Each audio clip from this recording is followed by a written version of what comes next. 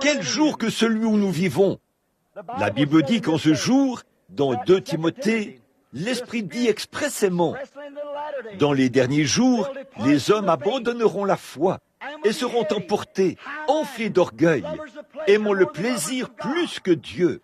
Je suis venu à l'église l'autre soir, il neigeait trop fort, et il faisait trop mauvais temps pour venir ici. Par contre, un match de basketball, là-bas, on était obligé de refuser l'entrée à des centaines de personnes. Qu'est-ce que ça veut dire? Leur Dieu, c'est le basketball.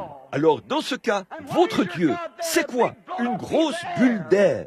Je suis heureux que notre Dieu soit le Seigneur Jésus-Christ, sa personne ressuscitée, un vrai créateur vivant qui a fait les cieux et la terre.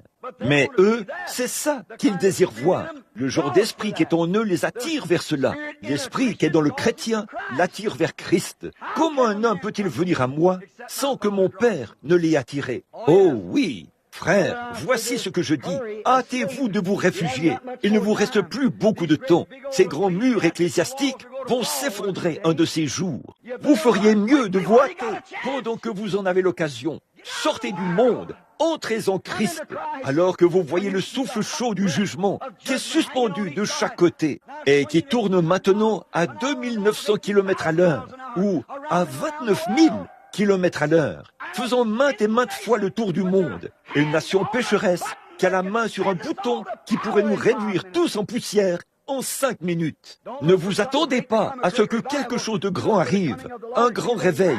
Attendez-vous à la venue du Seigneur. Soyez prêts maintenant. Le diable ne fait que vous aveugler au sujet de ces choses. Christ s'est fait connaître à chaque nation et dans chaque génération. Il le fait encore aujourd'hui. L'Église dénominationnelle est endormie. L'Église spirituelle est réveillée. La Vierge endormie s'est retirée pour dormir. Elle passera par la période de la tribulation. Mais celle qui avait de l'huile dans sa lampe est prête. Béni soit le nom du Seigneur.